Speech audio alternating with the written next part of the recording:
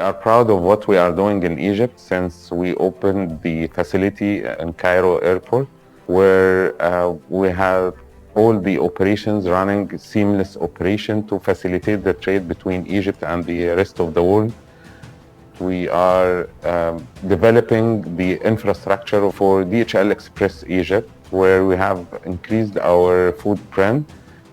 We are doing now some of the activities to have an immediate follow-up with the customers, either from a CS point of view or on face-to-face communication by having chatbots, having an 24/7 communication with the customers. We have seen the increase of e-commerce globally due to COVID and how it is affecting the trade across the region, across Egypt and globally. DHL Express Egypt took the decision of increasing the number of flights during the lockdown, and due to the huge demand of shipping across the continent, where we have fulfilled all our customers' needs from a shipping point of view. We are happy to announce the launch of MENA eShop, which is started in Feb 2021. This gets most of the US stores connected, and in a press of a button, you can get all what you want from US to be shipped directly to your home.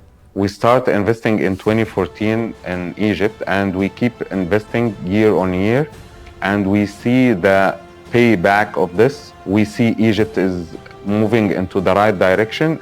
We are happy to get the Top Employer Award for 2021. We believe on quality, and in our industry, the quality is being driven by the employees, which is the main drive of delivering the highest quality.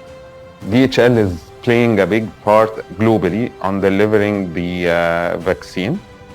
We believe on connecting people, improving life, and this is our core value. DHL Reach, where now we use different technologies in delivering, where we use the drones for delivery, even for the rural areas, where you can find DHL delivering it in with the highest standard of quality and the temperature measures, whatever the conditions required to deliver the shipment in a good shape. We make sure that all your shipments are being delivered with taking the full precautions and safety measures.